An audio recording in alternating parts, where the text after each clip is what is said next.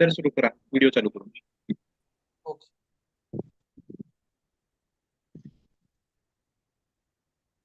सर्वांना नमस्कार.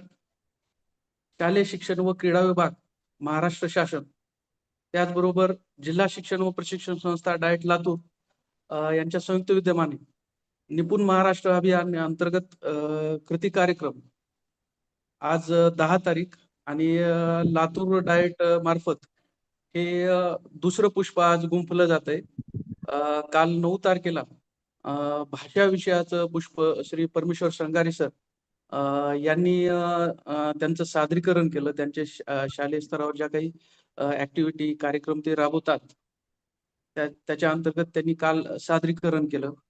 आणि आज आपण श्रीमती ज्योती वंजे मॅडम, ज्या जिल्हा परिषद कन्या प्राचार मातोळा या ठिकाणी त्या शिक्षक म्हणून कार्यरत आहेत. आणि मॅडमचं नवोपक्रम किंवा वेगवेगळ्या नवोपक्रमाच्या अंतर्गत ज्या काही ऍक्टिव्हिटी आहेत त्या ऍक्टिव्हिटी देखील मॅडम अगदी दैनंदिन अध्ययन अध्यापनाच्या क्रियेमध्ये ते शालेय स्तरावरती त्या इत्थंभूतपणे वापरतात. तर आज या दुसऱ्या पुष्पानिमित्त लातूर डाएटच्या सन्माननीय प्राचार्य डॉक्टर भागीरथी गिरी मॅडम, त्याचबरोबर लातूर डाएटचे सन्माननीय वरिष्ठ अधिव्याख्याता डॉक्टर मारुती सलगर सर, त्याचबरोबर आमचे मित्र प्राध्यापक विकास चव्हाण सर, त्याचबरोबर आज ज्या सादरीकरण करणार आहेत त्या ज्योती वंजे मॅडम, या सर्वांचं लातूर डाएटच्या वतीनं स्वागत करतो. आणि आजच्या कार्यक्रमाचं प्रास्ताविक करण्यासाठी मी विनंती करतो डॉक्टर मारुती सलगर साहेब यांनी आजच्या कार्यक्रमाचं प्रास्ताविक करावं. धन्यवाद सर. जिल्हा शिक्षण व प्रशिक्षण संस्था मुरुड जिल्हा लातूर द्वारा आयोजित निपुण महाराष्ट्र अंतर्गत भाषा कृतींचा बुधवार आणि गणित कृतींचा गुरुवार या उपक्रमामध्ये आज गणितासाठीच वेबिनार होणार आहे. आजचं हे वेबिनार दुसरं पुष्प आहे आणि हे दुसरं पुष्प जिल्हा परिषद कन्या प्राथमिक शाळा मातोळा तालुका औसा जिल्हा लातूर येथील उपक्रमशील शिक्षिका श्रीमती ज्योती वंजे मॅडम घेणार आहेत.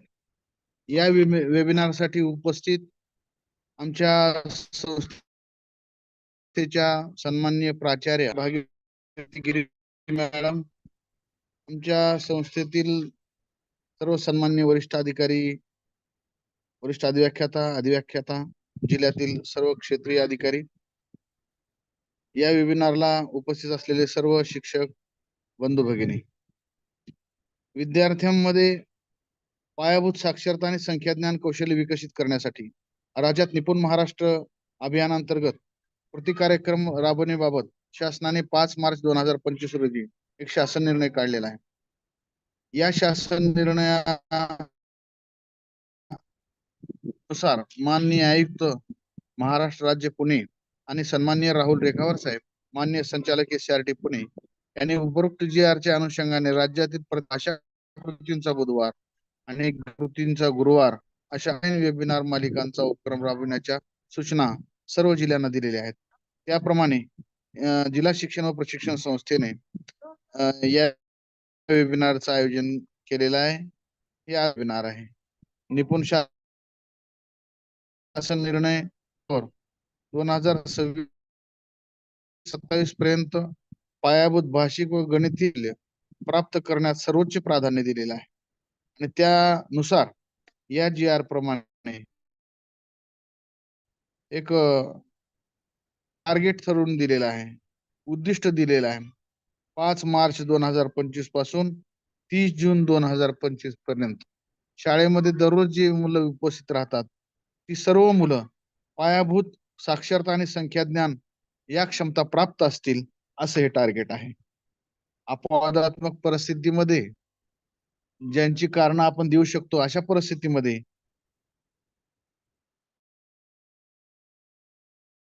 त्यांची टक्केवारी 75% पर्यंत आहे.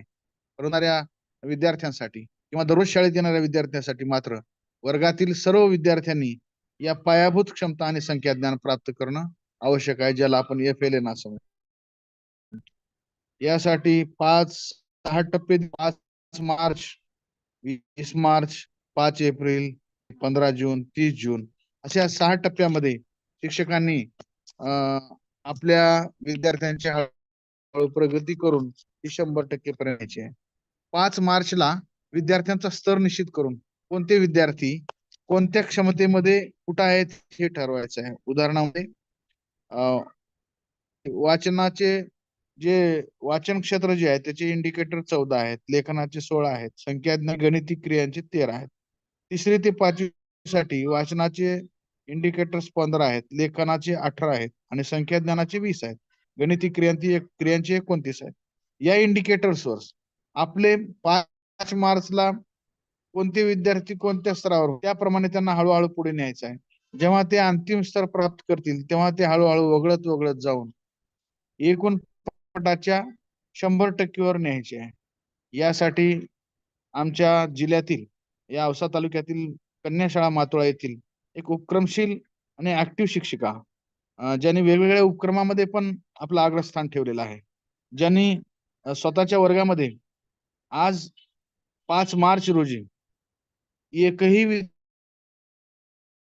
विद्यार्थी FLN पासून वंचित ठेवलेला नाही. 4थीच्या वर्गामधल्या 19च्या 19 विद्यार्थ्यांना वाचन, लेखन, संख्याज्ञान आणि गणितिक क्षमता या प्राप्त आहेत. त्यामुळं अशा या मॅडमनी म्हणजे अशा या शिक्षिकेनी, उपक्रमशील शिक्षिकेनी ज्योती वंजे मॅडमनी सगळ्या लातूर जिल्ह्यातील शिक्षकांसाठी मार्गदर्शन असं वेबिनार घेतील या अपेक्षेसह त्यांना वेबिनार घेण्यासाठी शुभेच्छा देतो. धन्यवाद. धन्यवाद सर. आपण आपल्या प्रास्ताविकाच्या माध्यमातून लातूर जो पॅटर्न आहे तर लातूर पॅटर्न मधील कार्यरत काही उपक्रमशील शिक्षक, या उपक्रमशील शिक्षकामुळेच हा जो लातूर पॅटर्न आहे, हा लातूर पॅटर्न चांगलं बाळसं धरत आहे आणि त्याची विकासाकडे वाटचाल होत आहे. यानंतर मी जिल्हा शिक्षण व प्रशिक्षण संस्थेच्या आमच्या कुटुंब संस्थेच्या सन्माननीय प्राचार्य डॉक्टर भागीरथी गिरी मॅडम, मी यांना विनंती करतो की त्यांनी या आजच्या उपक्रमाला शुभेच्छा रूप संदेश द्यावा. डॉक्टर भागीरथी गिरी मॅडम. धन्यवाद. आजच्या आपल्या कृतींचा गणित हा उपक्रम या अंतर्गत आपण आज गुरुवारी आपण तसं आज कालचं पहिलं पुष्प आणि आजचं दुसऱ्या पुष्पामध्ये उपस्थित असणारे या कार्यक्रमाचे समन्वयक माझे सहकारी आमचे ज्येष्ठ व्याख्याता डॉक्टर मारुती सलगर सर, आमचे विषय सहाय्यक गिरीश माने सर, त्यासोबत विकास चव्हाण सर, उपस्थित असणारे सर्व युट्यूबवर आणि झूमवर असणारे माझे सर्व सहकारी वरिष्ठ अधिव्याख्याता, सर्व सन्माननीय गट शिक्षणाधिकारी, सर्व पर्यवेक्षक यंत्रणा, शिक्षक बंधू भगिनी, त्याचसोबत काही विद्यार्थी आणि काही पालक पण असतील. या सर्वांना प्रथमचा जिल्हा शिक्षण प्रशिक्षण संस्थेच्या वतीनं मी मनपूर्वक आपलं स्वागत करते. आणि त्याचसोबत विशेष म्हणजे आज ज्यांच्या माध्यमानं आपण पुढचा 1 तास ज्यांच्या बरोबर आनंददायी कृतीतून गणिती क्रियाकडे कसं जायचं या गोष्टीसाठी आपण ज्यांच्यासोबत संवाद साधणार आहोत, ज्यांनी त्यांच्या स्वतःच्या उपक्रमातनं आपली स्वतःचा वर्ग अगोदर डेव्हलप केला आणि त्यानंतर त्या आपल्या समोर त्यांनी त्यांच्या वर्गात केलेले उपक्रम आणि ज्या काही कृती आहेत त्या आपल्या समोर मांडणाऱ्या श्रीमती ज्योती वंजे मॅडम यांचंही मी मनापासून स्वागत करते आणि मनापासून कौतुक असं करते की त्यांनी इतके मोठ्या ऑनलाईन प्लॅटफॉर्मवर येण्याची आम्ही जेव्हा त्यांना सूचना केली त्यावेळेस त्या तयार झाले. त्यासाठी खरंच त्यांचं मनापासून मी कौतुक आणि अभिनंदन करते. खरं तर आपण 5 मार्च 2025चा GR निघाला आणि त्या अनुषंगानं आपण पायाभूत साक्षरता आणि संख्याज्ञान यासाठी आपण वेगवेगळ्या उपक्रमांची मालिका किंवा वेगवेगळे उपक्रम शासन स्तरावर आणि डायट स्तरावरनं खाली जिल्ह्यामध्ये दिल्या गेले. त्याचसाठी माननीय संचालक आणि माननीय आयुक्त यांच्या निर्देशानुसार आपण प्रत्येक जिल्ह्यामध्ये कृतींचा बुधवार आणि म्हणजे भाषेचा बुधवार आणि गुरुवार हा मराठीचा तर या गणिताचा तर याप्रमाणे आपण ह्या मालिका सुरू केलेल्या आहेत. मला असं वाटतं की या माध्यमानं असं अपेक्षित असं आहे की या माध्यमानं आपण जे फाउंडेशनल लिटरसी आणि न्यूमरसी मध्ये आपल्या जिल्ह्यामध्ये जे काही मुलांच्या विकसित होण्यामध्ये अडचणी आहेत किंवा विकसन झालेले नाही, तर त्याच साठी खऱ्या अर्थानं या उपक्रमांची किंवा या वेबिनार मालिका सुरू केलेली आहे. तर लातूर जिल्ह्यातल्या तमाम शिक्षक बंधू भगिनी त्याचसोबत विद्यार्थी आणि पालकांना मला नक्कीच सांगायला आवडेल की आपण ऑनलाईनच्या माध्यमानं आपण युट्यूबवर पण टाकतो. याचा अर्थ असा आहे की आपण आज जरी उपस्थित नसाल तर युट्यूबवर आपण हे वारंवार पाहू शकता आणि जिथं आपल्या मुलं कमी पडतायत किंवा मुलांना अडचणी येत आहेत तर नक्कीच या वेबिनारच्या माध्यमानं किंवा हा जे विषय मांडणार आहेत त्याच्या माध्यमानं त्यांनी जे राबवलेले उपक्रम आहेत, त्यांनी ज्या राबवलेल्या कृती आहेत किंवा त्यांनी जे अध्ययन अध्यापनाची पद्धती आहे तर त्या अध्ययन अध्यापन पद्धतीचा किंवा त्या कृतींचा किंवा त्या उपक्रमांचा नक्कीच फायदा आमच्या सर्व शिक्षक बंधू भगिनींना, विद्यार्थ्यांना आणि त्यांच्या पालकांना पण नक्कीच होणार आहे. याची याची नक्कीच मला शाश्वती आहे. मला असं वाटते की आपण या वेबिनार मालिकेतनं आपण हेही लक्षात घेतलं पाहिजे की आपला लातूर जिल्हा हा शिक्षण क्षेत्रामध्ये पुढे येणारा जिल्हा आहे. तर नक्कीच या फाउंडेशनल लिटरसी आणि न्यूमरसीच्या माध्यमानं सुद्धा 30 जून पर्यंत जरी शासनानं 75% म्हणलं असेल तरी आपण नक्कीच 100% मुलांचा विचार करायला हरकत नाही. त्यामुळे सर्वांनी आपण 100% मुलांना पायाभूत साक्षरता आणि संख्याज्ञान हे विकसित करण्यासाठी आपण नक्कीच या वेबिनारचा आपण स्वतः सगळ्यांनी फायदा करून घ्यावा.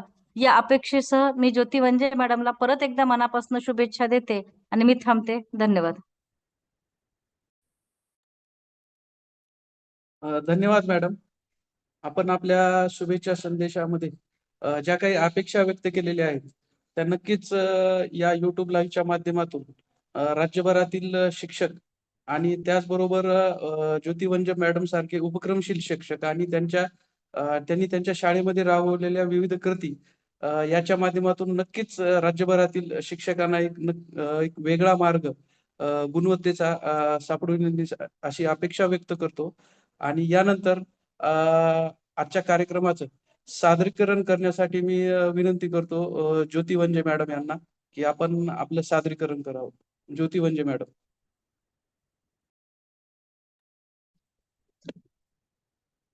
ज्या संस्थेने आम्हाला खऱ्या अर्थाने शिक्षक म्हणून तयार केले त्या जिल्हा शिक्षण व प्रशिक्षण संस्थेच्या आदरणीय प्राचार्या गिरी मॅडम, ज्येष्ठ अधिव्याख्याता आदरणीय श्री सलगर सर, आदरणीय श्री पौळ सर, विकास चव्हाण सर, सर्व अधिकारी, सर्व शिक्षक बांधव, पालक आणि विद्यार्थी यांना माझा नमस्कार.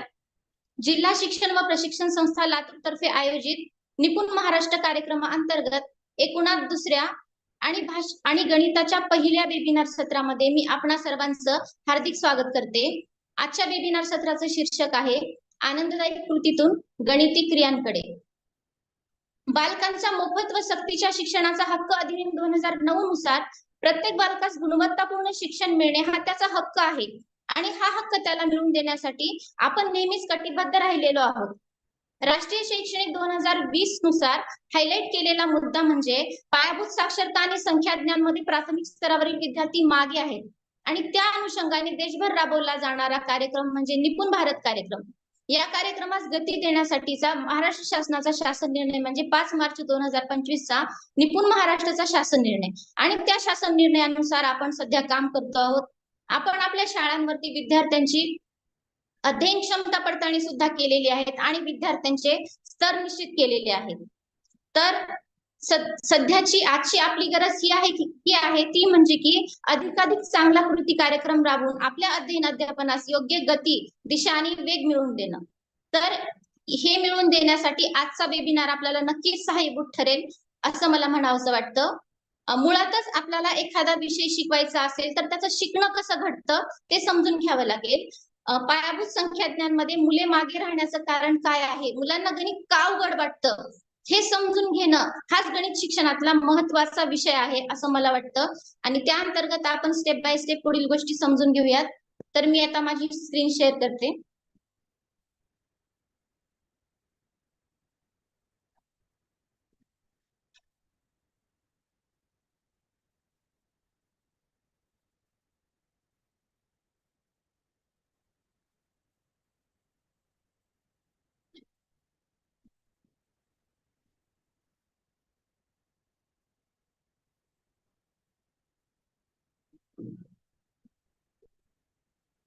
स्क्रीन दिसते का सर माझी?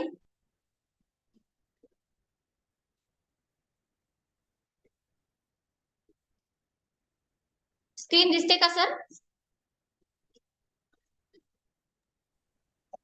वेबिनारच्या दिसते मॅडम, दिसते. ओके. वेबिनारच्या सुरुवातीलाच ही गोष्ट सांगते की गणित हा मुळातच अमूर्त विषय आहे आणि मुले गणितात मागे राहण्याचं कारण म्हणजे मुलांना अमूर्ततेकडचा प्रवास हा अवघड वाटत जातो, म्हणून मुले गणितामध्ये मागे राहतात. आणि त्याचसाठी म्हणून मुलांना गणित समजलं पाहिजे, सहजपणे करता आलं पाहिजे, त्यातील आनंद सुद्धा अनुभवता आला पाहिजे. यासाठी गणित हा जास्तीत जास्त कृतीच्या माध्यमातून आणि जीवनानुभवाशी जोडून आपण शिकवायला हवा. आणि त्यासाठी माझ्या वेबिनारचं शीर्षक आहे आनंददायी कृतीतून गणिती क्रियांकडे. तर हे कशा प्रकारे आपण साधायचं हे आता आपण पुढे पाहणार आहोत.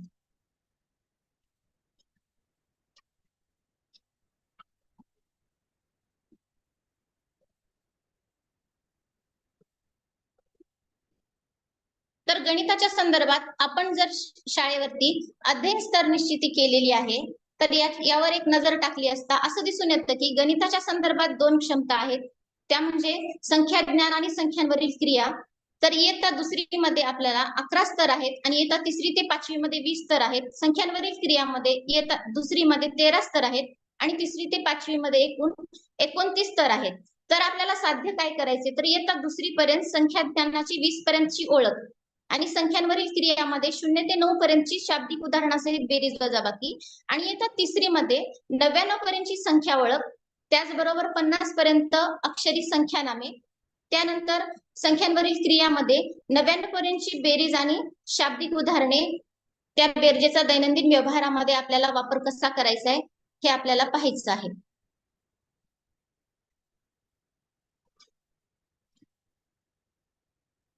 तर आपण अध्ययन स्तर निश्चिती शाळेमध्ये केलेली आहे. त्या अध्ययन स्तर निश्चितीनंतर आपल्याला काही समस्या जाणवलेल्या आहेत. त्या समस्या म्हणजे 2री ते 5वी पर्यंत काही मुलांना 1 ते 9 ही अंक ओळख नाही. काही मुलांना 1 ते 9 ची अंक ओळख आहे, परंतु त्यांना 10 एकक म्हणजे 1 दशक होतो, अशा प्रकारे दशकाची संकल्पना ही समजलेली नाही.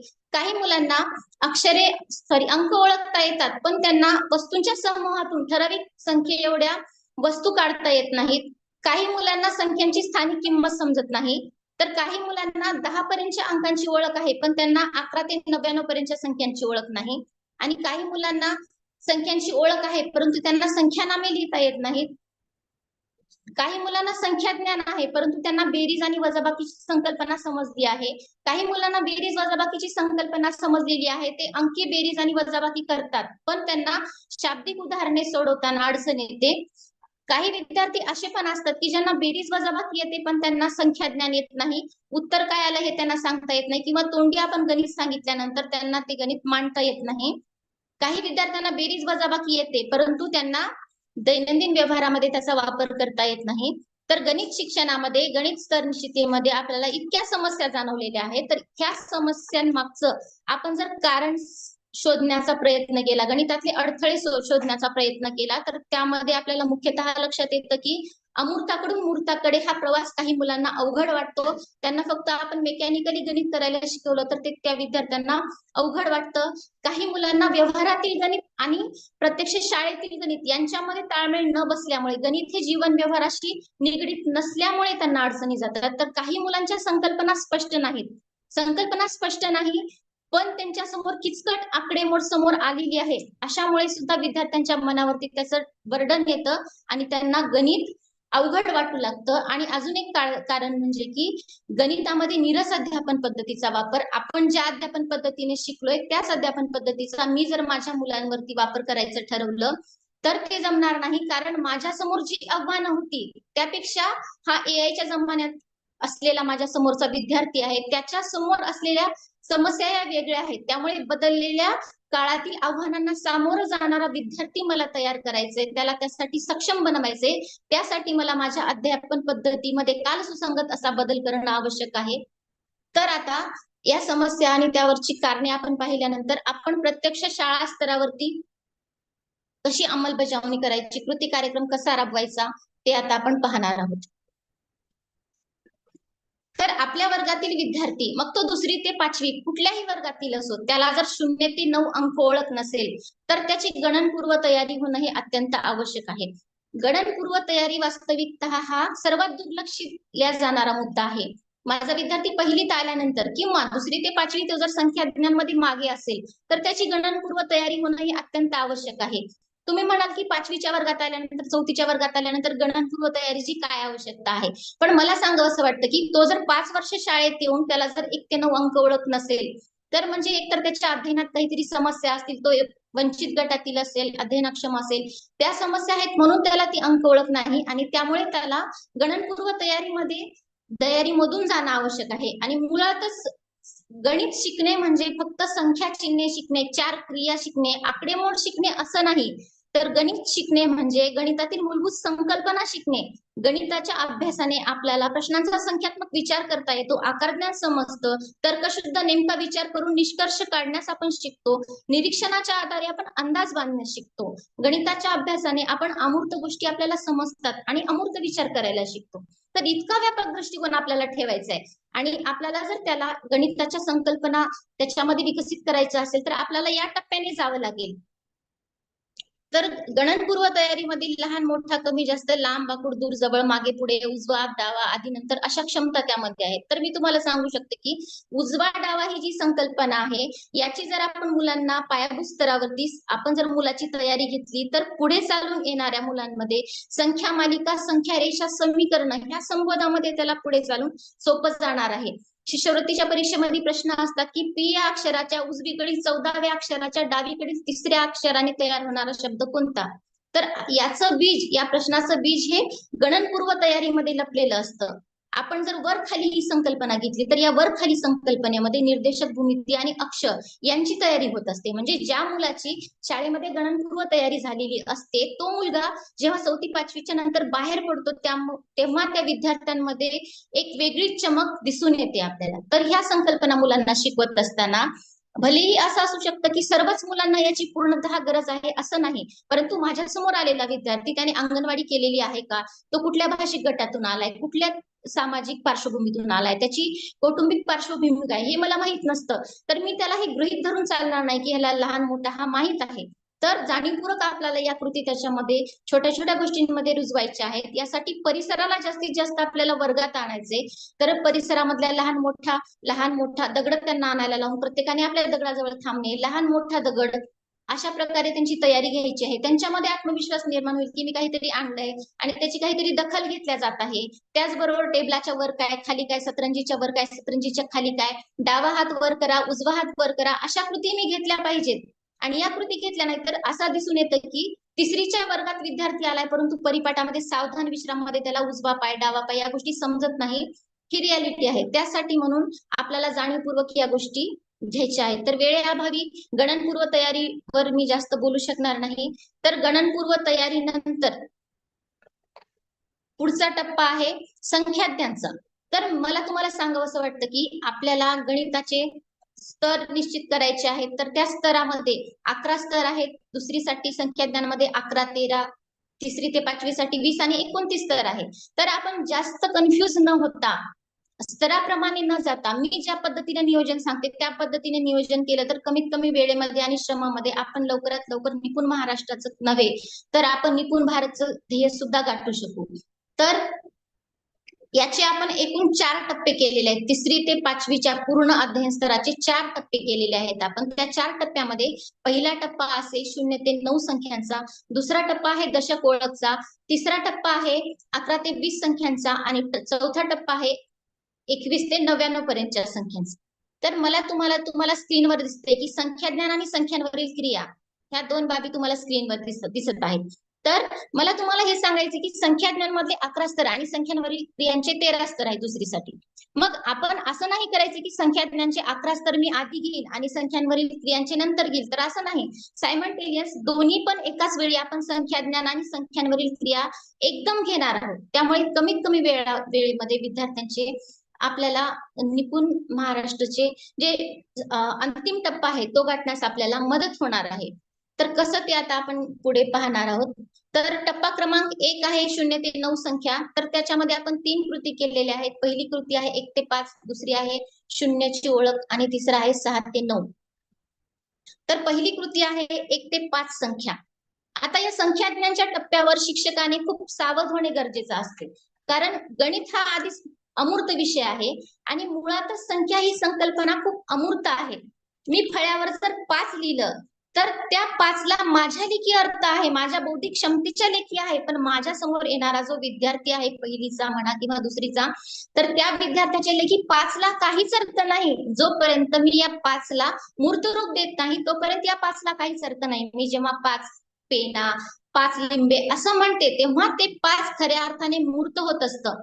मी जर असं म्हणलं की मला गणितात 5 पैकी 5 मार्क मिळाले तर त्या गणिताला एक वेगळा अर्थ प्राप्त होतो. मी जर म्हणाले मला 100 पैकी 5 मार्क मिळाले तर हाही एक 5चा अर्थ आहे. आपण जेव्हा 5ला अशा शब्दांमध्ये, अशा गोष्टींमध्ये गुंफतो किंवा वस्तू कृतीमध्ये गुंफतो तेव्हाच त्या संख्येला अर्थ प्राप्त होतो. आणि या संख्याज्ञानच्या टप्प्यावर जागृत होण्याची गरज यासाठी आहे की संख्याज्ञान आपण शास्त्रशुद्ध पद्धतीने शिकवणं विद्यार्थ्यांना आवश्यक आहे. कारण संख्याज्ञान जर आपण मेकॅनिकली शिकवण्याचा प्रयत्न केला तर माझे विद्यार्थी संख्याज्ञानमध्ये अडकतात. त्यांना संख्या सलग म्हणता येतात, त्यांना 1 ते 100 पर्यंत अंक म्हणता येतात, पण 23 म्हणल्यानंतर त्याला परत 21-22 पासून मोजायला सुरुवात करावी लागते किंवा परत 1 पासून ते मोजायला सुरुवात करतात.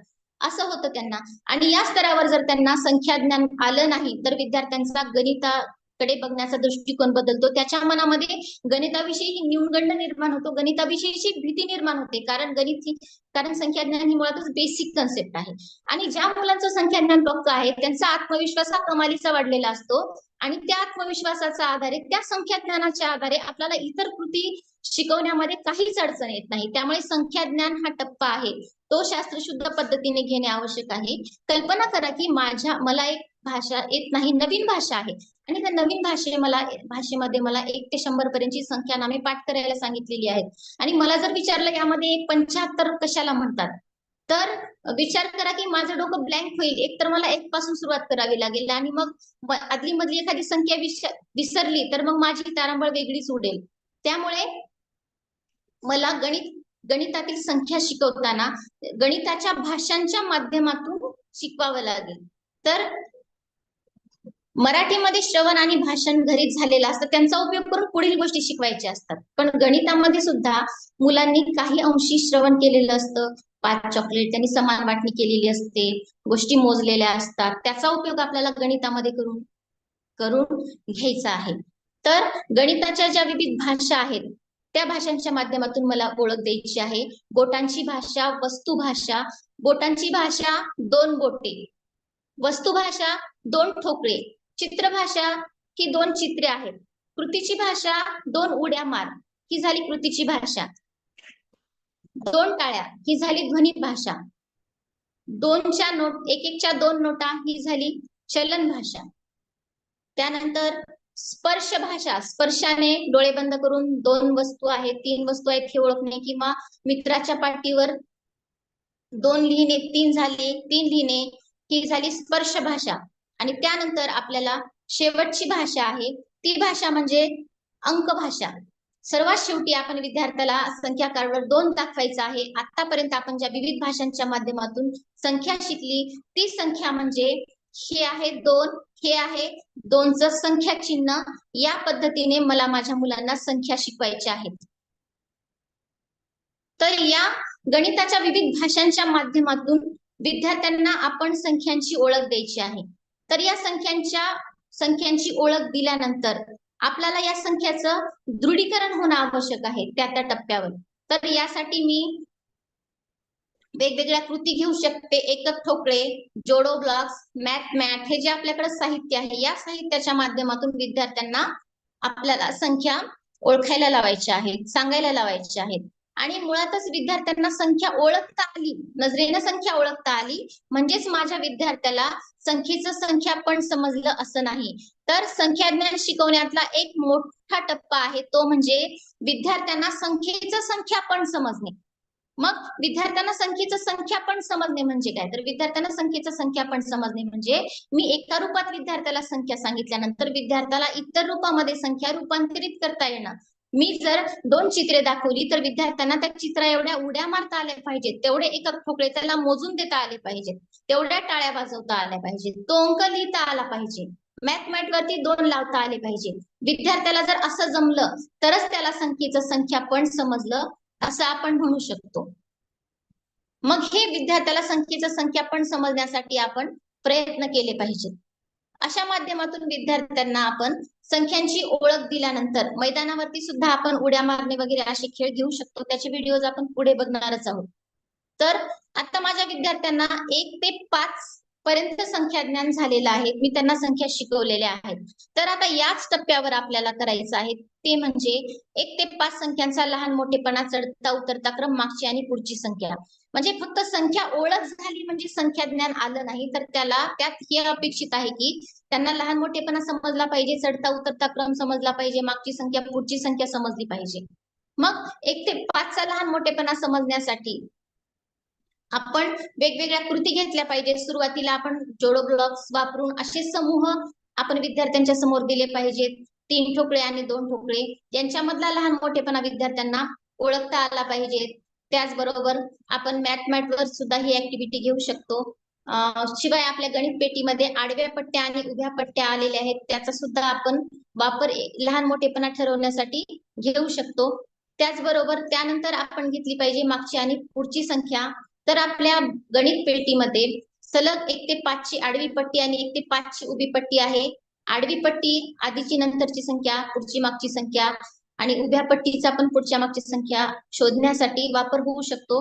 तो वापर आपण करून घ्यायचा आहे. मुळातच या संकल्पना ज्या आहेत, चढता उतरता क्रम, संख्यांचा लहान मोठेपणा, ह्या ज्या गोष्टी आहेत ह्या 1 ते 5 च्या टप्प्यावरच पूर्ण होणं आवश्यक आहे.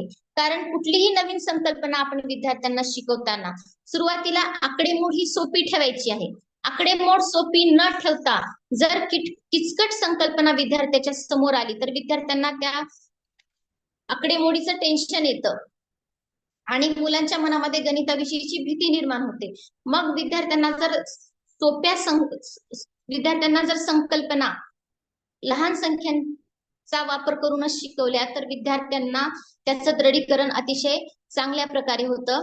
त्यामुळे आपण लहान संख्यांवर ह्या ऍक्टिव्हिटी घ्यायच्या आहेत. नाहीतर इयत्ता 4थी मध्ये मुलं आल्यानंतर असं लक्षात येतं की त्यांना चढता क्रम आणि उतरता क्रम कधी शिकवलेलाच नाहीये. त्यामुळे 4 अंकी संख्येचा चढता उतरता क्रम जर करायचा असेल तर विद्यार्थी चढत्या क्रमाला उतरता करतात, उतरत्या क्रमाला चढता क्रम करतात आणि किंवा मग त्या 4 अंकांमधल्या एका संख्येमधल्या 4 अंकांची आदला बदल करून काहीतरी वेगळीच संख्या तयार करतात. ते असं होऊ नये म्हणून आपल्याला 1 अंकीवरच या संकल्पना विद्यार्थ्यांच्या स्पष्ट होतील इतका अवकाश आपल्याला द्यायचा आहे. विद्यार्थ्यांना लहान मोठ्या संख्येची चिन्ह द्यायची आहेत.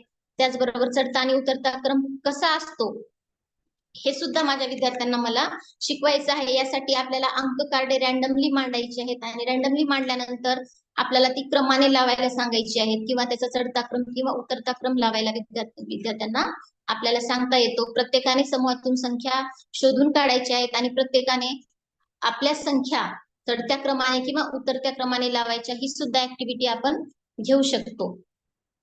तर प्रत्येक टप्प्यावर आपल्याला विद्यार्थ्यांना आव्हान द्यायचं आहे.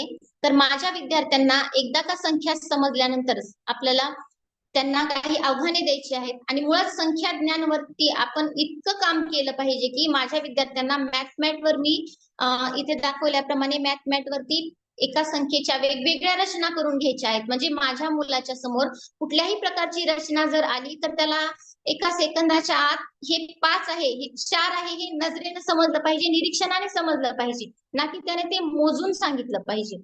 तर निरीक्षणाने सांगणं हे अपेक्षित आहे. मी 5 बोटे दाखवल्यानंतर माझ्या मुलाने एका दमात 5च बोटे वर केली पाहिजे. 4 बोटे म्हणल्यानंतर मोजून न करता 4च बोटे वर केली पाहिजेत. म्हणजे त्याच्या समोर 4 म्हणल्यानंतर 4 एकक ठोकळे डोळ्यासमोर नाचले पाहिजेत, डोळ्यासमोर आले पाहिजेत, त्याला नजरेनं त्या गोष्टी कळाल्या पाहिजेत. त्याचबरोबर या ठिकाणी आपण मणिमाळेचा सुद्धा वापर करू शकतो की मणिमाळेवर त्याला नजरेनं 5 पर्यंतच्या अंकांचा सराव विद्यार्थ्याला आपल्या द्यायचा आहे. त्यानंतर विद्यार्थ्यांना बौद्धिक उड्या मारण्यासाठी आपण अशा प्रकारे आव्हान दिलं पाहिजे. आपल्या अध्ययन समृद्धी साहित्य संचामध्ये अशा गाड्या आहेत, संख्याज्ञान गाड्या. तर या संख्याज्ञान गाड्यांचा आपल्याला या ठिकाणी उपयोग करून घ्यायचा आहे. तर त्यासाठी विद्यार्थ्यांना बौद्धिक उड्या मारण्यासाठी या संख्याज्ञानाचा नक्कीच चांगल्या पद्धतीने उपयोग होऊ शकतो. तर संख्याज्ञानसाठी एक महत्वपूर्ण ऍक्टिव्हिटी म्हणजे आपण आपल्या शाळेमध्ये आपल्या फळ्याच्या खाली ही मणिमाळ कंपल्सरी लटकवायची आहे आणि कंपल्सरी लटकवून आपण रोज त्यांना मणिमाळेवरती 5 मिनिट सराव द्यायचा आहे. तर विद्यार्थ्यांची 1 ते 5 ची अशी संकल्पना पूर्ण झाल्यानंतर आपल्याला एक काम करायचं गणिताच्या बाबतीमध्ये. तोंडी गणित म्हणून दररोज 5 मिनिट आपण गणिताबद्दलची ऍक्टिव्हिटी घ्यायची आहे. त्यामध्ये आपण आतापर्यंत जे घटक पाहिले त्या घटकांवरची उजळणी विद्यार्थ्यांची घ्यायची आहे. मग 1 ते 5 ची सर्व बाजूने विद्यार्थ्यांची तयारी झाल्यानंतर लहान मोठेपणा, चढता उतरता क्रम, पुढची आणि मागची संख्या, तर विद्यार्थ्यांच्या या संकल्पना स्पष्ट होणार आहेत. तर त्यानंतरची आपल्याला कृती घ्यायची आहे ती म्हणजे 1 ते 5 या संख्यांवरच आपल्याला बेरीज घ्यायची आहे. म्हणजे आपल्याला वेगळा बेरजेचा स्तर निश्चित करायचा, म्हणजे आपण वेगळ्याने बेरजेची तयारी घ्यायची नाही, तर 1 ते 5 या संख्यांवरच आपल्याला बेरीज घ्यायची आहे. ही बेरीज घेताना आपण कृतींच्या माध्यमातून आपण बेरीज घेतली पाहिजे. त्याचबरोबर वस्तूंच्या माध्यमातून आपण बेरीज घेतली पाहिजे, गोष्ट भाषेतून बेरीज घेतली पाहिजे. तर आपण विद्यार्थ्यांना जर आनंददायी कृती घेतल्या वेगवेगळ्या मैदानावर, प्रत्यक्ष कृती घेतल्या तर विद्यार्थ्यांना बेरजेची संकल्पना चांगल्या पद्धतीने समजू शकते. मुळातच आपण एखादी संकल्पना मुलांना जेव्हा शिकवतो, बेरीज वजाबाकी गुणाकार असेल भागाकार, तर ते बेरीज वजाबाकी शिकायची म्हणून शिकवायचं नाही, तर विद्यार्थ्यांच्या इतक्या प्रकारच्या कृती आपण घ्यायच्या, तर त्या कृतीमधून विद्यार्थ्यांना बेरीज घडून येईल असा अवकाश आपण द्यायचा. आणि त्यानंतर विद्यार्थ्यांना कळेल की आपण एकत्र करतोय, मिळवतोय, मिसळतोय, एकूण किती हे शोधतोय, किती झाले हे शोधतोय, याचा अर्थ मग आपण बेरीज करतोय हे विद्यार्थ्याचे स्वतःला उमगेल. त्यासाठी म्हणून आपण अशा पद्धतीने गेले पाहिजे. तर आपण कृती भाषेतून वजाबाकी पाहूयात काय होतं या वजाबाकीमध्ये.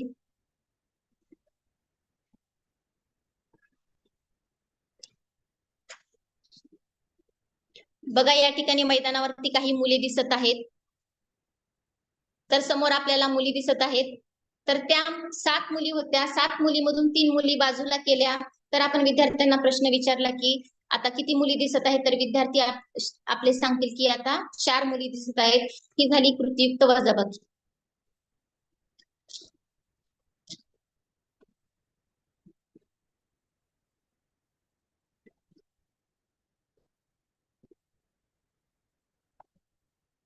तर समोर आपल्याला बेरजेचं गणित दिसत आहे. तर सुरुवातीला आपण बेरीज घ्यायची आहे.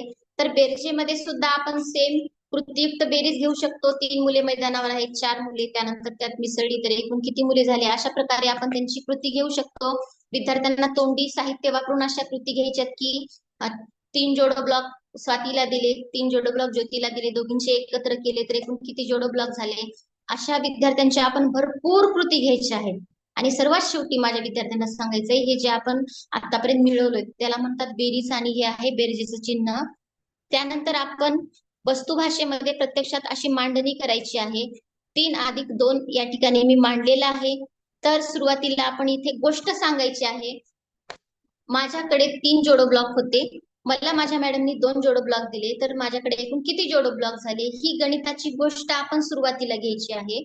म्हणजे ज्या ठिकाणी आपली मुले अडकतात ते म्हणजे शाब्दिक उदाहरणांमध्ये. तो शाब्दिक उदाहरणांचा टप्पा मला सर्वात आधी घ्यायचा आहे. म्हणजे बेरजेच्या संकल्पनेला सुरुवात करण्याआधीच मला त्याच्या व्यवहाराशी निगडीत, त्याच्या जीवनानुभवाशी निगडीत शाब्दिक उदाहरणे मला घ्यायची आहेत आणि त्याचा उपयोग मला गणित शिकण्यामध्ये करायचा आहे. विद्यार्थ्यांना असं मेकॅनिकल गणित शिकणं अवघड वाटतं, परंतु तो जो व्यवहार करत असेल, त्याच्या घरी कुठला तरी व्यवसाय असेल किंवा तो खरेदी करत असेल, तर त्या गोष्टींचा वापर जर आपण या बेरजेमध्ये केला तर विद्यार्थ्यांना गणित शिकण्यामध्ये गंमत वाटते आणि विद्यार्थ्यांची शाब्दिक उदाहरणांची सुद्धा तयारी होते. तर ही गणिताची गोष्ट चांगल्याने सांगितल्यानंतर दुसरा टप्पा आहे प्रतीक ठेवणे.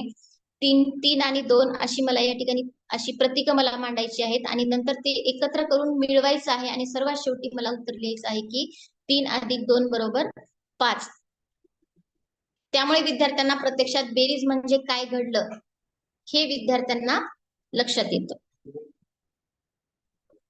त्यानंतर अशाच पद्धतीने 1 ते 5 या संख्यांची वजाबाकी सुद्धा घ्यायची आहे. तर बेरीज करताना एक दक्षता घ्यायची आहे, ती म्हणजे 1 ते 5 अंकांवरच्या बेरजेचा सराव घेताना उत्तर 5 पर्यंत येईल. आणि दुसरं म्हणजे की वजाबाकी घेताना 1 ते 5 अंकांची उत्तर 0 येणार नाही याची आपण दक्षता घ्यायची आहे. कारण आपण अजून विद्यार्थ्यांना शून्याचा सराव घेतलेला नाहीये. तर आपण विद्यार्थ्यांना फक्त 1 ते 5 या अंकांचा सराव घेतलेला आहे. त्यावरचा लहान मोठेपणा चढता उतरता क्रम घेतलेला आहे. त्याचबरोबर त्यांची वजाबाकी सुद्धा आपण घेतलेली आहे. यानंतर पुढचा टप्पा आहे तो म्हणजे शून्याचा संबोध. तर शून्य म्हणजे अमूर्ततेच्या वाटेवरचं अत्यंत महत्वाचं पाऊल आहे. तर हे शिकवतानाही आपण जागरूक राहिलं पाहिजे. माझ्यासमोर पहिलीत आलेल्या विद्यार्थ्याला जर काहीच नाही म्हणजे शून्य असं म्हणलं तर विद्यार्थ्याला ही अमूर्त गोष्ट समजून घेणं थोडीशी अवघड वाटणार आहे. त्यामुळेच आपण माझ्या विद्यार्थ्यांना आधी काहीतरी आहे आणि त्यानंतर आपण त्या वस्तू काढून घेतल्यानंतर त्याचं स्थान आहे पण त्या ठिकाणी वस्तू नाही हे कळेल तेव्हा माझ्या विद्यार्थ्यांना शून्य म्हणजे काहीच नाही हे लक्षात येईल. तर या संबंधी आपण एक व्हिडिओ पाहणार आहोत.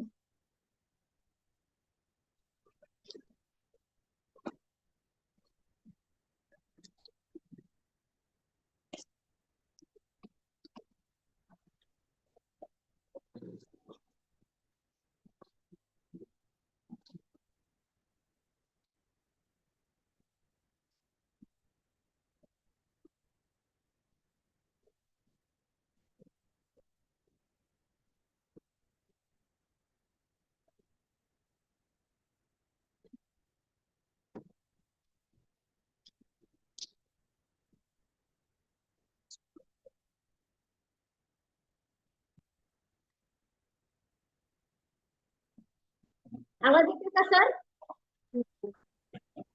आवाज येतोय का सर?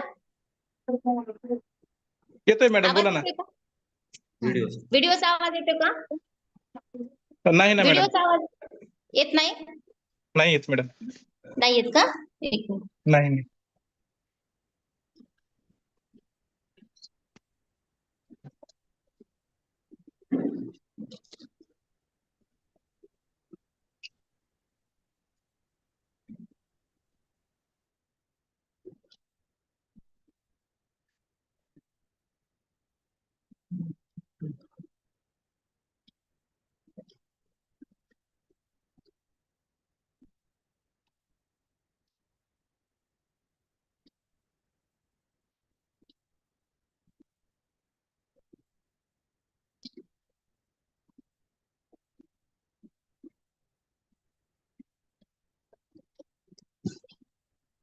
मॅडम स्क्रीन दिसते परंतु आवाज येत नाही व्हिडिओचा. तर टेबलावर किती पेन्स उभे आहेत? ओके. तर तुम्हाला येतोय का सर आवाज? येतोय, प्ले करा मॅडम. तर टेबलावर किती पेन्स उभे आहेत? ओके. तर तुम्हाला बॉल मारून पाडायचा आहे, बघा बरं. बॉल मारा. Very good. किती पेन्स शिल्लक राहिलेले आहेत? Very good. किती पेन्स आहेत शिल्लक? बॉल मारा. Okay, very madam good. आवाज येतोय, व्हिडिओ दिसत नाही मॅडम. आवाज येतोय व्हेरी परंतु गुड. किती पेन्स उभे आहेत आता? Very good. तर टेबलावर किती पेन्स उभे आहेत? मॅडम आवाज येतोय परंतु व्हिडिओ दिसत नाही.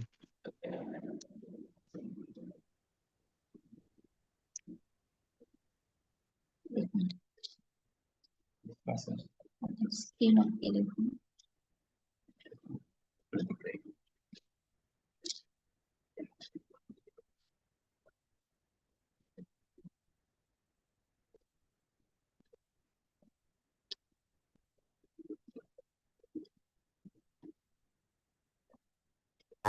तर टेबलावर किती पेन्स उभे आहेत? ओके. तर तुम्हाला बॉल मारून पाडायचा आहे, बघा बरं. बॉल मारा. Very good. किती पेन्स शिल्लक राहिलेले आहेत? Very good. किती पेन्स आहेत शिल्लक? बॉल मारा. Okay, very good.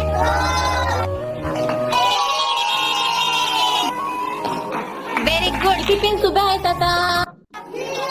Very good. तर टेबलावर किती पेन्स उभे आहेत?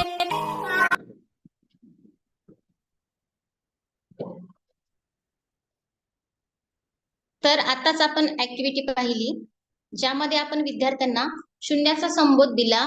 तर त्यामध्ये प्रत्यक्ष विद्यार्थ्यांना त्या ठिकाणी काहीतरी संख्या दिसल्या आणि ज्यावेळेस आपण त्या संख्या बॉलने पाडल्या, ज्यावेळेस पिन्स उभ्या होत्या त्या विद्यार्थ्यांना दिसल्या आणि बॉल मारून पिन्स पाडल्यानंतर विद्यार्थ्यांना दिसलं की पिन्सचं स्थान त्या ठिकाणी आहे आणि त्या ठिकाणी एक पण पिन शिल्लक नाही. अशा प्रकारे त्यांचा शून्याचा संबोध अतिशय चांगल्या पद्धतीने पूर्ण झालेला आहे. तर शून्याचा संबोध पूर्ण झाल्यानंतर आपण तिसऱ्या कृतीकडे जाणार आहोत, ती म्हणजे 6 ते 9 संख्या. तर 6 ते 9 या संख्यांची सुद्धा आपण अशा भाषांच्या माध्यमातून विद्यार्थ्यांना ओळख करून द्यायची आहे.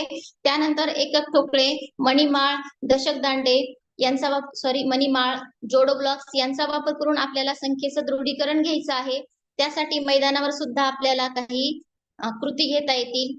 तर 6 ते 9 अंकांची ओळख झाल्यानंतर आपल्याला या अंकांचा लहान मोठेपणा विद्यार्थ्यांना घ्यायचा आहे. ज्या पद्धतीने आपण 1 ते 5 घेतला होता त्या पद्धतीने चढता उतरता क्रम, पुढची मागची संख्या, या सुद्धा ऍक्टिव्हिटी आपण घ्यायच्या आहेत. आडव्या उभ्या अंकपट्ट्या, गणित जाळी, जोडो ब्लॉक्स आणि एकक ठोकळे वापरून.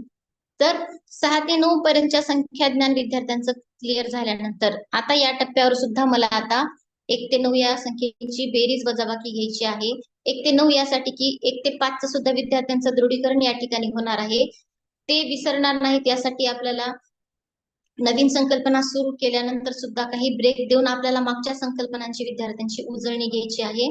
तर या टप्प्यावर आपण विद्यार्थ्यांची सुरुवातीला बेरीज आणि त्यानंतर वजाबाकी घेणार आहोत. तर यामध्ये दक्षता एक घ्यायची आहे, ती म्हणजे उत्तर 10 पेक्षा लहान असलं पाहिजे. आणि दुसरं म्हणजे की बेरीज घेताना सुरुवातीला कृतीतून, साहित्याच्या प्रतीकाच्या माध्यमातून आपल्याला बेरीज घ्यायची आहे. गोष्ट भाषेचा त्यासाठी वापर करायचा आहे आणि शेवटी आपल्याला अंक भाषेकडे जायचं आहे. तर या संदर्भात एक व्हिडिओ आपण पाहणार आहोत. आडव्या ओळीमध्ये किती मुली थांबलेल्या आहेत? तर त्यांच्यामध्ये आता आपण 3 मुली मिळूया. आता एकूण मुली किती झालेल्या आहेत? यावरून आपण काय शिकलो? मिळवणे म्हणजे काय?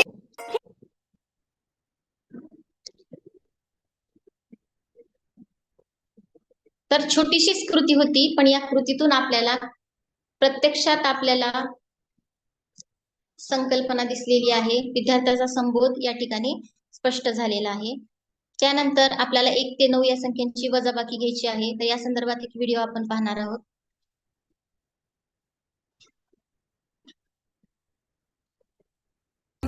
आडव्या ओळीमध्ये एकूण किती मुली उभ्या आहेत? तर त्यांच्यातील आता आपण 4 मुली बाजूला काढूया. 1 2 3 4. आता किती मुली राहिलेल्या आहेत? यावरून काय सांगता येईल? वजाबाकी म्हणजे काय?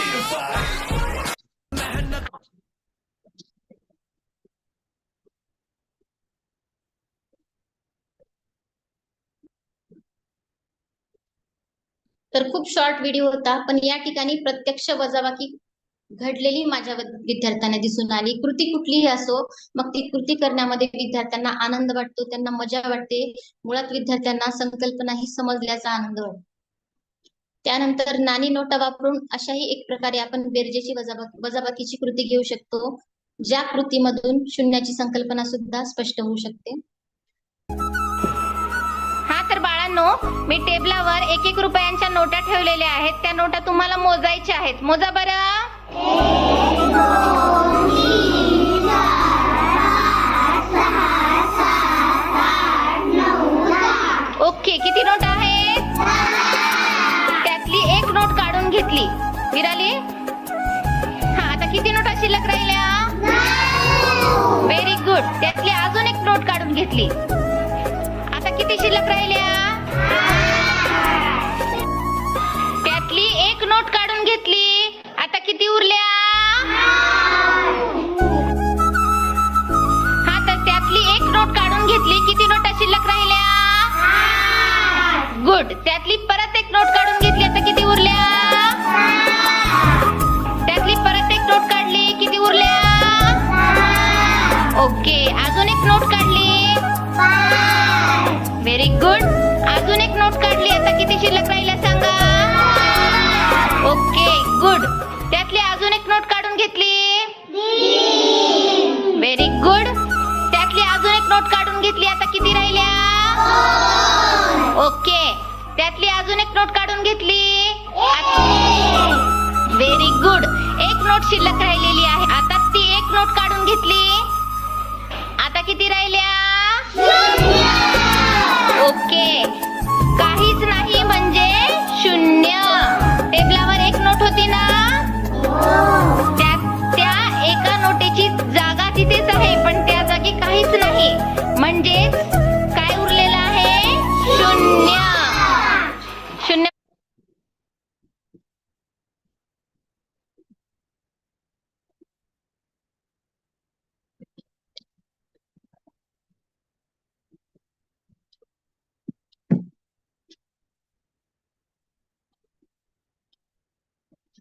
गणित हा मुळातच अमूर्त विषय आहे आणि गणितामध्ये अमूर्तीकरणाची प्रक्रिया ही खूप महत्वाची आहे.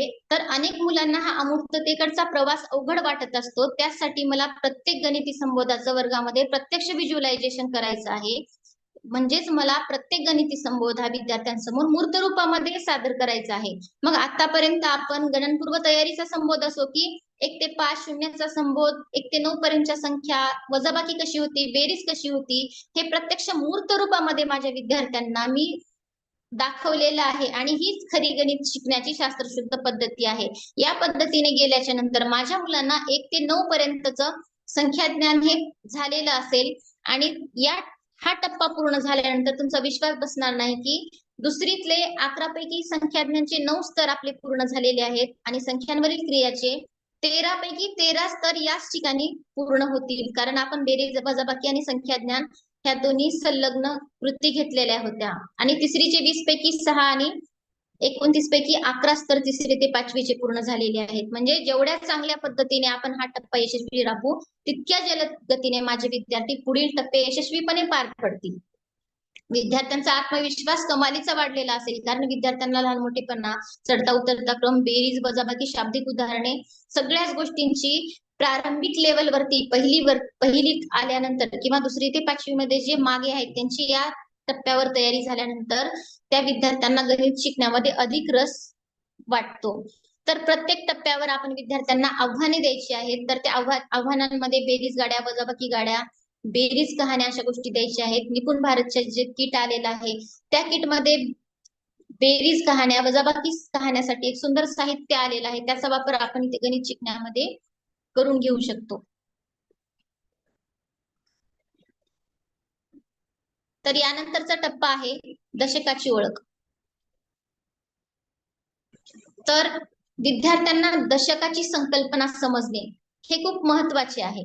यासाठी आपल्याला विद्यार्थ्यांना जाणीवपूर्वक दशकाची ओळख करून द्यायची आहे. विद्यार्थ्यांना 1 दशक म्हणजे 10 एकक हे समजणं खूप महत्वाचं आहे. मुळातच मला 1 दशक म्हणजे 10 एकक हे कोणीतरी सांगितलं होतं, ते मला समजलं, म्हणून मी त्याच पद्धतीने माझ्या मुलाला सांगायचं नाहीये.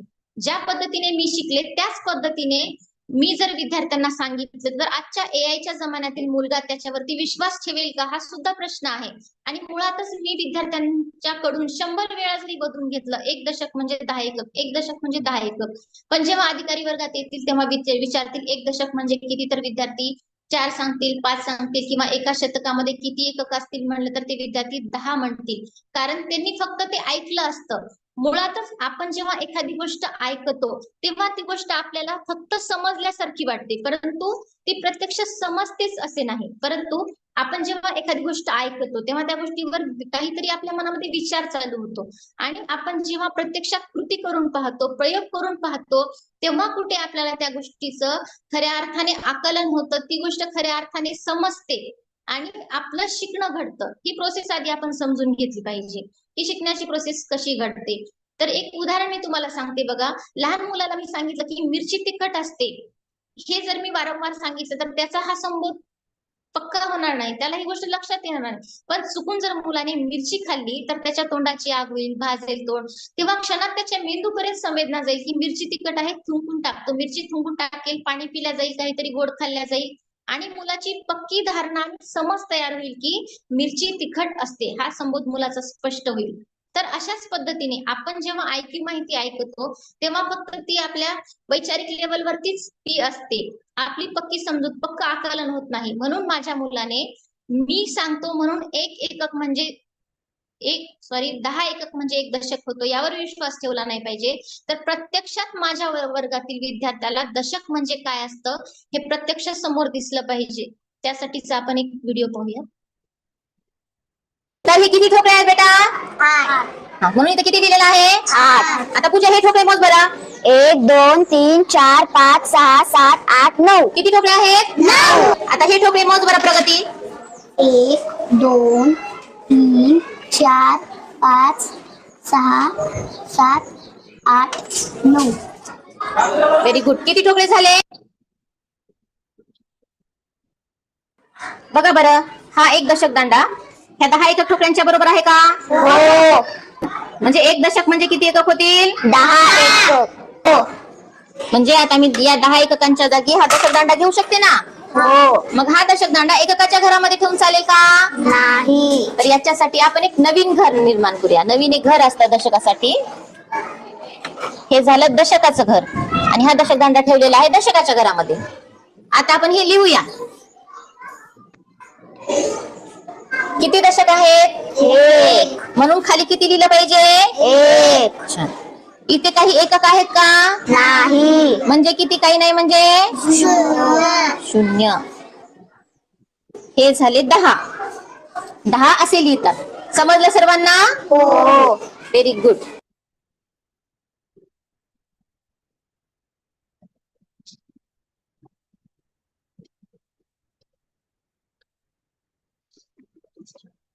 तर बघा, मी अशा पद्धतीने विद्यार्थ्यांना दशकाची ओळख दिलेली आहे. तर प्रत्यक्ष या पद्धतीने आपण विद्यार्थ्यांना दशकाची ओळख जर दिली तर मूल स्वतःच्या ज्ञानाची स्वतः रचना करू शकते. एका दशकावर त्याने 10 ठोकळे ठेवून बघितलेले होते. व्हिडिओमध्ये तो पार्ट मिस झालाय की एका दशक दांड्यावर प्रत्यक्ष विद्यार्थ्याने 10 एकक ठोकळे लावून पाहिले होते की हे 10 दशक म्हणजे एकक होतात का.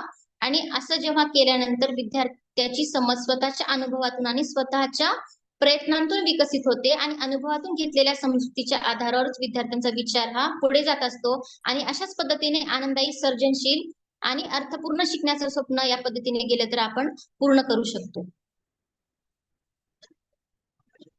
यानंतरचा हा एक खूप महत्वाचा टप्पा होता दशकाची ओळख. तर दशकाची ओळख हा टप्पा झाल्यानंतर ओळीने आपण गोलामध्ये विद्यार्थ्यांना बसवायचं आहे आणि 10 20 30 40 अशा संख्या, दशक संख्या आपण विद्यार्थ्यांना म्हणायला लावणे, अशा प्रकारच्या विविध ऍक्टिव्हिटी आपण विद्यार्थ्यांना घेऊ शकतो. यानंतर पुढचा टप्पा आहे 11 ते 20 संख्यांची ओळख.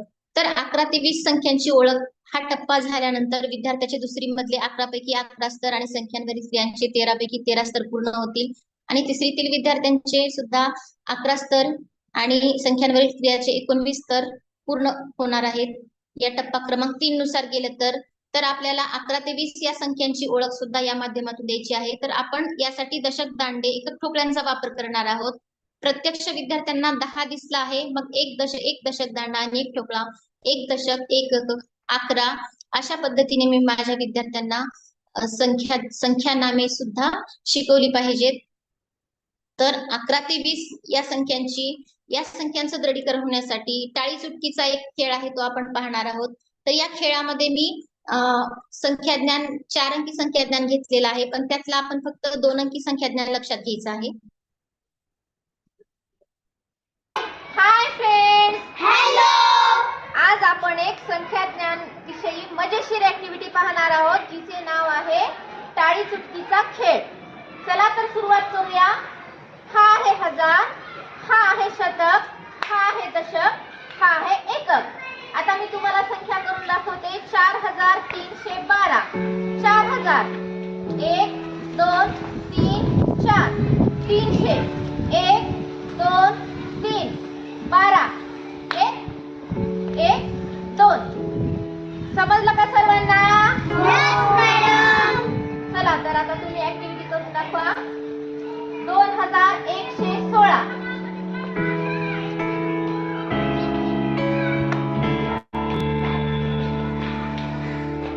Very good.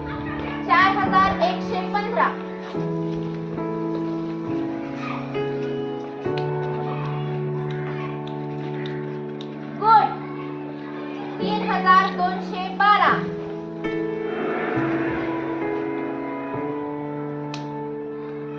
Very good.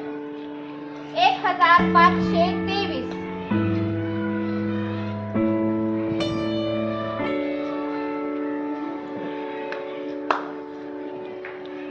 Very good. 2222.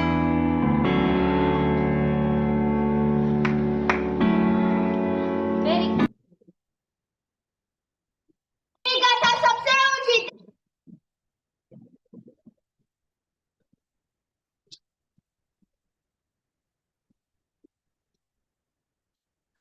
तर टाळी चुटकीचा आपण खेळ पाहिलेला आहे. तर 2 अंकी संख्यांसाठी आपल्याला हा खेळ घ्यायचा आहे. 10 बोटे म्हणजे दशक होतात.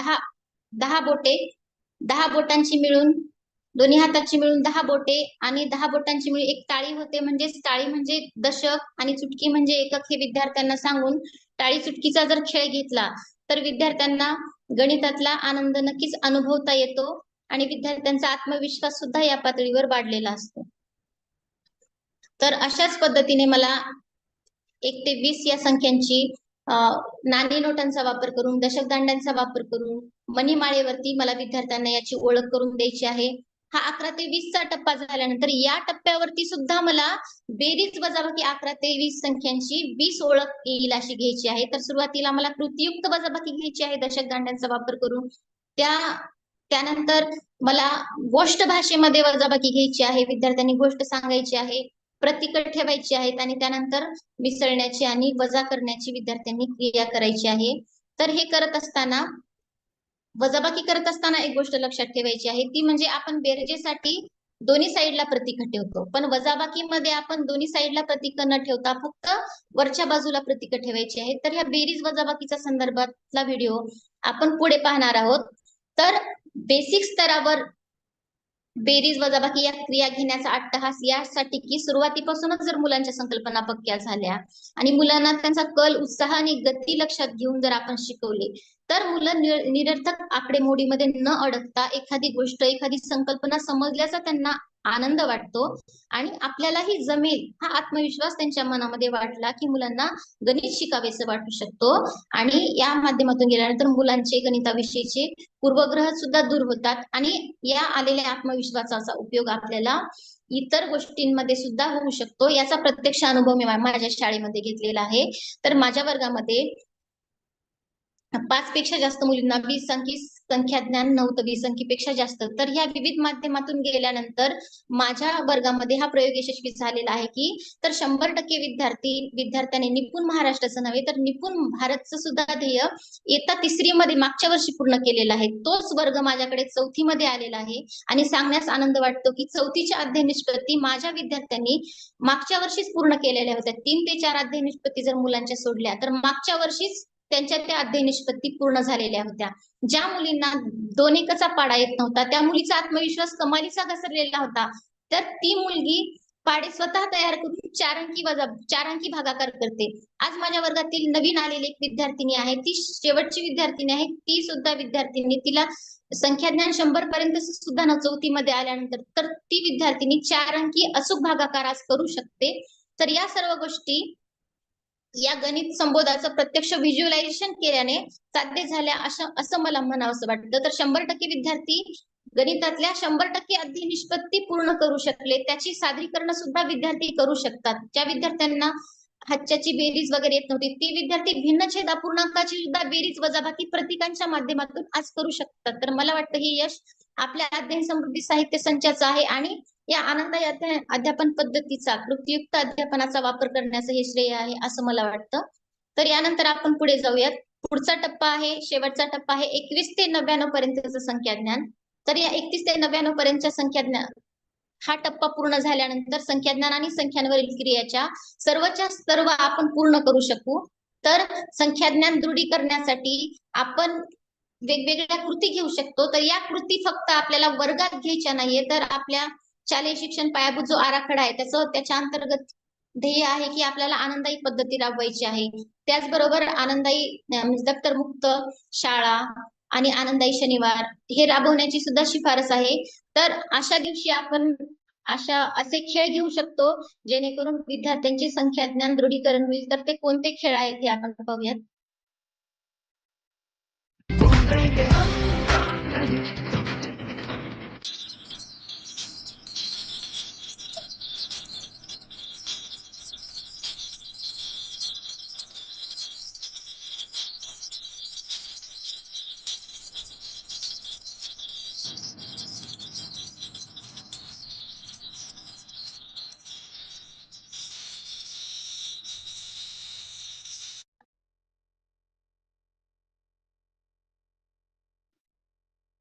तर या कृतीमध्ये विद्यार्थ्यांना मी 2 अंकी संख्या लिहिली होती. 32 ही संख्या जर असेल तर दशका एवढ्या उड्या 2 पायांनी मारायच्या आहेत, ते पण वर्तुळाच्या आतमध्ये, आणि एकका एवढ्या उड्या वर्तुळाच्या बाहेर, ते पण एका पायाने मारायचे आहेत. या एकाच वेळी विद्यार्थ्याचे खूप सारे अवयव यामध्ये इन्व्हॉल्व होते आणि विद्यार्थी अशा प्रकारे विद्यार्थ्याला ते चॅलेंज वाटतं आणि विद्यार्थी आनंददायी पद्धतीने संख्याज्ञानाचं दृढीकरण हे करू शकतात. यानंतर 1 ते 21 ते 99 या संख्या आपल्याला दशक आणि एकक ठोकळे, नाणी नोटा यांचा वापर करून आपल्याला घ्यायचे आहेत, जेणेकरून विद्यार्थ्यांची संख्यांची संकल्पना स्पष्ट होण्याचा अवकाश मिळू शकेल. जर विद्यार्थ्यांना आपण प्रतीकांचा वापर जर विद्यार्थ्यांच्या समोर केला नाही तर 36 आणि 63 अशा संख्यांमध्ये विद्यार्थी अडकू शकतात. मी 36 म्हणल्यानंतर माझ्या विद्यार्थ्यांसमोर 3 दशक दांडे आणि 6 एकक ठोकळे नाचले पाहिजेत, इतपत माझ्या विद्यार्थ्याची मी तयारी केली पाहिजे, तरच विद्यार्थ्याला माझ्या संख्येचं संख्या आपण समजलं असं म्हणता येतं. विद्यार्थ्याला आपण तोंडी सांगितलेली संख्या लिहिता आली पाहिजे, त्याचबरोबर ती प्रतीकाच्या रूपात सुद्धा त्यांना करता आली पाहिजे. आणि विद्यार्थ्यांना संख्या समजणे म्हणजे संख्येचं बंद रूप आणि खुलं रूप, त्याचबरोबर संख्या चिन्हाचे वेगवेगळे अर्थही समजले पाहिजेत. तर ते अर्थाचा व्हिडिओ माझ्याकडे आहे, तर ती कृती आपण थोड्या वेळात पाहणार आहोत. तर सध्या आपण 21 ते 99 या संख्यांची बेरीज प्रतीक रूपात कशी होते ते आपण पाहूया. 36 अधिक 25. माझ्याकडे 36 रुपये आहेत. मला संस्कृतीने 25 रुपये दिले तर माझ्याकडे एकूण किती रुपये झाले?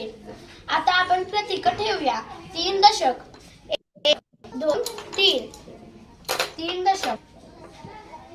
6 एकक, 1 2 3 4 5 6, 6 एकक. 2 दशक, 1 2, 2 दशक. 5 एकक, 1 2 3 4 5, 5 एकक. आता आपण बेरीज करूया. 1 2 3 4 5 6 7 8 9 10 11, 11. इथं आपल्याला 11 लिहिता येत नाही म्हणून आपण या 10 एकक सुट्ट्यांचं बंदरूप करूया. या आपण दशकाच्या कप्प्यात ठेवूया. आता आपण ह्याची बेरीज करूया, दशकांची बेरीज करूया. 1 2 3 4 5 6, 6.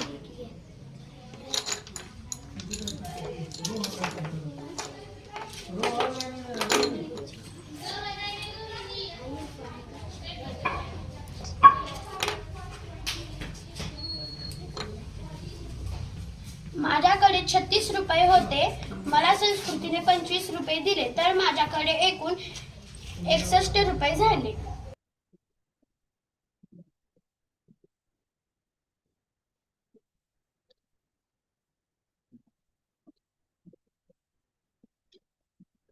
तर या ठिकाणी प्रत्यक्षात आपण बेरीज प्रतीकांच्या रूपात कशी करायची हे आपण पाहिलेली आहे. जेव्हा अशा पद्धतीने विद्यार्थ्यांना 10 एकक जेव्हा एकत्र येतात तेव्हा त्याचा दशक बनतो आणि तो दशक बनल्यानंतर हातचा म्हणून तो दशक तिकडे जातो, हे विद्यार्थ्यांना अशा पद्धतीने गेल्याने समजतं. तर अशा पद्धतीने जेव्हा आपण साहित्याच्या माध्यमातून विद्यार्थ्यांना जातो तेव्हा विद्यार्थ्यांना अमूर्त संबोध सुद्धा मूर्त रूपात विद्यार्थ्यांच्या समोर लक्षात येतो, त्यांच्या आकलनाचा वेग वाढतो आणि त्यांचं शिकणं अधिक अर्थपूर्ण होतं. तर यानंतर या संख्या ज्ञानामध्ये आपण अजून एक कृती घेणार आहोत की विद्यार्थ्यांना संख्या ज्ञान समजणं म्हणजे विद्यार्थ्यांना संख्यांवरील संख्यांचं बंदरूप आणि खुलरूप त्याचबरोबर संख्या चिन्हाचे विविध अर्थ लक्षात येतात. तर हे संख्या चिन्हाचे विविध अर्थ 4 अंकी संख्यांवरचे आहेत, 2 अंकी संख्यांच्या बाबतीत आपण हे लक्षात घ्यायचे आहेत.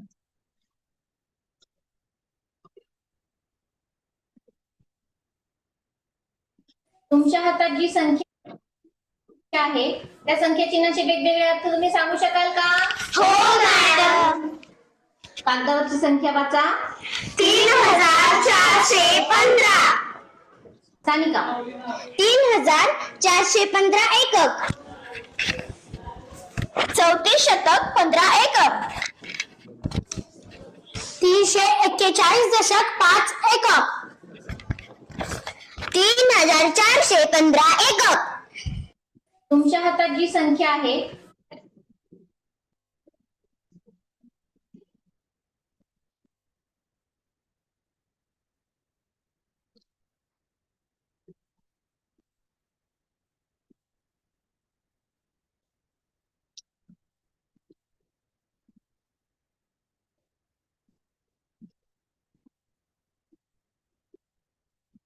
तर बघा, विद्यार्थ्यांनी फक्त संख्या वाचलेली नाही, तर विद्यार्थ्यांना संख्याचे विविध रूप लक्षात आलेले आहेत. विद्यार्थ्यांना मी ज्यावेळेस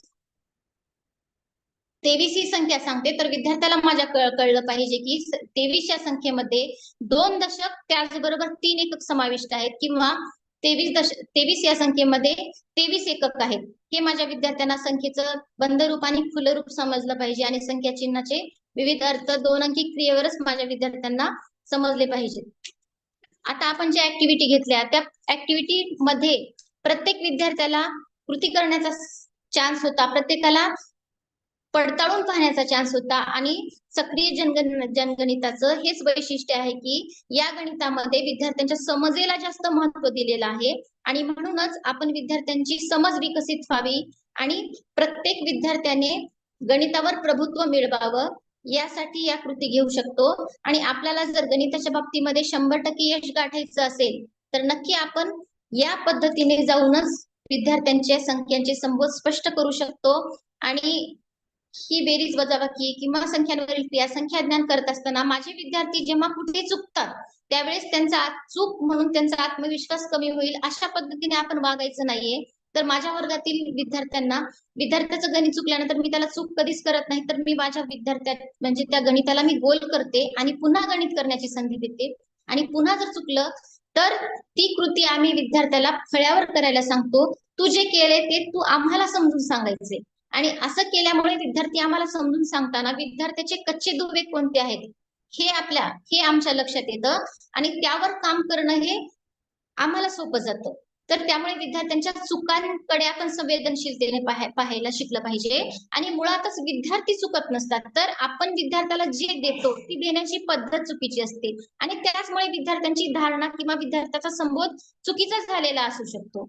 माझ्या वर्गामध्ये चौथीत असताना एक विद्यार्थी आला होता, तर त्या विद्यार्थ्याची पडताळणी करण्यासाठी मी सुरुवातीला त्याला काही गणित उदाहरण दिले होते. तर त्यामध्ये 2 अंकीचं मी त्याला एक उदाहरण दिलं होतं 35 अधिक 20.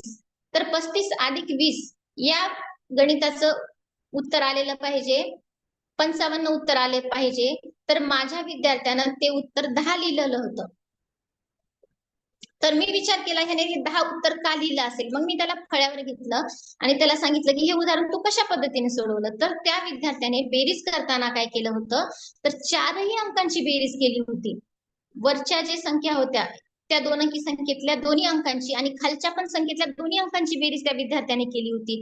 आणि विशेष म्हणजे सर्व उदाहरणांमध्ये विद्यार्थ्याने अशाच पद्धतीने केलं होतं आणि तो विद्यार्थी 4थीत आला होता. म्हणजे ते कळायला त्या विद्यार्थ्याला 4थीत यावं लागतं हे खऱ्या अर्थानं दुर्दैव आहे. म्हणजे विद्यार्थ्यांचे कच्चे दुवे शोधून काढणं हे सुद्धा खूप महत्वाचं असतं. त्या विद्यार्थ्याची चूक नव्हती, परंतु त्याच्या मनामध्ये बेरजेची संकल्पना बेरजेचा संबोध हा चुकीचा झाल्यामुळे माझ्या विद्यार्थ्याने तशा पद्धतीने उत्तर लिहिलं होतं, तशा पद्धतीने त्याने गणित केलं होतं. तर आपल्याला ह्या पण गोष्टी लक्षात घ्यायच्या आहेत की आपण विद्यार्थ्यांचा संबोध चुकीचा जाणार नाही याची काळजी घ्यायची आहे. त्याचबरोबर आपल्या ज्या अध्ययन स्तर निश्चितीमध्ये एक मुद्दा असा आहे की विद्यार्थी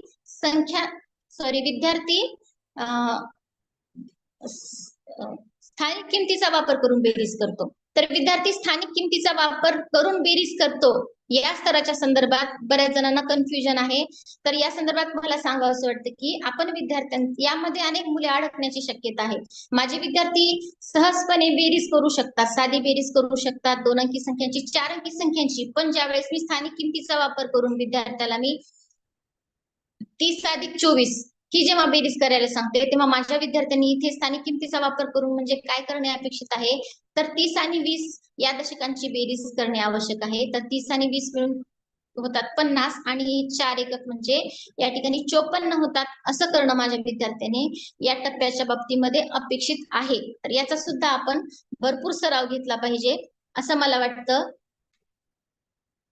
तर अजून एक निरीक्षण म्हणजे की ज्यावेळेस विद्यार्थ्यांचा संबोध स्पष्ट नसताना विद्यार्थी मेकॅनिकली क्रिया करतो, त्यावेळेस शिक्षकांना वाटतं की त्याची संख्यांची संकल्पना पक्की आहे आणि त्यामुळे अनेक वेळा प्रशिक्षणांमधून शिक्षक प्रश्न विचारतात की 9 आणि 2 11, 11ला 1 हा चाल आहे, इतकं सोपं असताना तुम्ही त्याला इतकं क्लिष्ट का करता? तर मला त्यांना सांगावं असं वाटतं की जेव्हा आपण विद्यार्थ्यांना प्रतीकाच्या माध्यमातून, कृतीच्या माध्यमातून किंवा साहित्याच्या माध्यमातून जात असतो, तेव्हा तो मे बी क्रिया करत असेल, परंतु त्याची संख्यांची संकल्पना, त्याचे संबोध हे स्पष्ट नसतात आणि त्यामुळे मग तो पॅट सारख्या परीक्षांमध्ये किंवा अधिनिष्पत्ती सारख्या प्रश्नांमध्ये विद्यार्थी अडकतात. त्यामुळे आपण अशा पद्धतीने गणित शिकवण्याच्या शास्त्रशुद्ध पद्धतीने गेले पाहिजे. असे गेले तरच माझ्या विद्यार्थ्यांचे संबोध अधिक चांगल्या पद्धतीने तयार होतात. मी ज्या पद्धतीने शिकलो त्या पद्धतीने माझ्या विद्यार्थ्यांना न शिकवता शास्त्रशुद्ध पद्धतीने माझ्या विद्यार्थ्यांना शिकवण्याचा अट्टहास मी केला पाहिजे, जेणेकरून विद्यार्थ्याला स्वतःहून शिकावंसं वाटावं,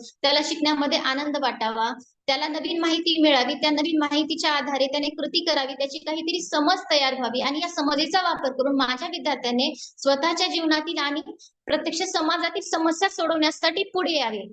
आणि मला फक्त माझ्या विद्यार्थ्यांना परीक्षेतले प्रश्न सोडवण्या इतपत कुचकामी बनवायचं नाहीये, तर माझ्या विद्यार्थ्याला मला त्याच्या समोर येणाऱ्या आव्हानांना, समस्यांना सामोरं जाण्या इतपत माझ्या विद्यार्थ्याला मला सक्षम बनवायचं आहे.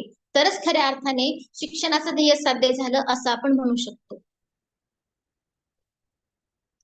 तर याचबरोबर अशा पद्धतीने आपण सर्व शिक्षकांनी जाऊन गणिताची खरी गरज काय आहे हे लक्षात घेऊन जर माझ्या विद्यार्थ्याला मी अध्ययन अध्यापन केलं, विद्यार्थ्यांना शिकण्याची संधी आणि अधिकाधिक अवकाश मिळवून दिला, जास्तीत जास्त जीवन अनुभवाशी गणित जोडलं, कृतीच्या माध्यमातून गणिताला अधिकाधिक अर्थपूर्ण बनवलं, तर नक्कीच आपण लवकरच निपुण महाराष्ट्राचं नव्हे तर निपुण भारतचं ध्येय गाठू शकू.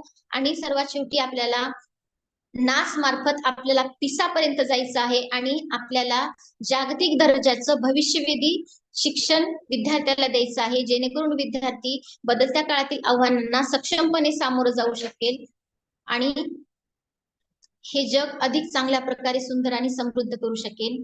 तर याबरोबरच हा वेबिनार संपला या ठिकाणी असं मी सांगू इच्छिते. आणि डाएटच्या प्राचार्य आदरणीय श्रीमती गिरी मॅडम, श्री सलगर सर यांनी या ठिकाणी मला माझ्या अभिव्यक्तीची आणि प्रेझेंटेशनची संधी दिली, त्याबद्दल मी त्यांचे खूप खूप आभार मानते. Thank you. Over to you Vikas sir.